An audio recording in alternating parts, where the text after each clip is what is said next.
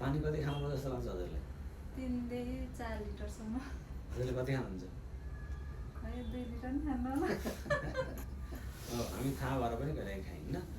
पानी बिना हाम्रो शरीर चल्न सक्दैन। पानी र सागसब्जी भयो भने कब्जियत हुँदैन होइन। सागसब्जी भनेको काँक्रो, मुला, गाजर अनि यस्तो बन्दाकोपीहरू यिनीहरू मजाले पकाएर अथवा उसिनेर खानुपर्छ बेलुकामा कब्जियतको बेलामा। अनि बिहानमा चाहिँ फलफुल खानुपर्छ कि बिहान केरा खाने एउटा दुईवटा होइन, अनि मेवा खाने, अनि ओट्स पकाएर खाने बरु होइन। ओट्समा फाइबर हुन्छ नि होइन, त्यो फाइबर भएको चिजहरू खायौँ भने अनि त्यसपछि चाहिँ बिहानकोले बिस्तारै सफा गर्न बिस्तारै सहयोग गर्छ। दिउँसो जे खाने खानुहोस्, तर चाउमिन मोमो चाहिँ खानु हुँदैन। मोमो खायो भने ठ्याक्कै जाम पर्छ कि बाटै जाम पर्छ। अनि बेलुकामा चाहिँ 5-6 बजीतिर हजुरले चाहिँ त्यही काँक्रो, मुला, गाजरलाई एकै ठाउँमा बनाएर पकाएर उमालेर अनि त्यही पेटभरि खानुहोस्। केही 15 दिन चाहिँ यदि गर्नु, अनि बेलुका 6 बजेपछि बिहान 8 बजीसम्म केही नखानु, पानी मात्रै खानु। पानी दिन रातिमै 1-2 लिटर खाइदिनु नि त।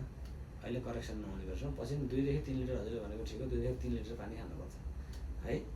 त्यसो गर्नु होला। अब हजुरलाई हामी थोरै दबाई पनि दिएर पठाउँछौँ, खुवाएर पनि पठाउँछौँ। खाइसकेँ अब होइन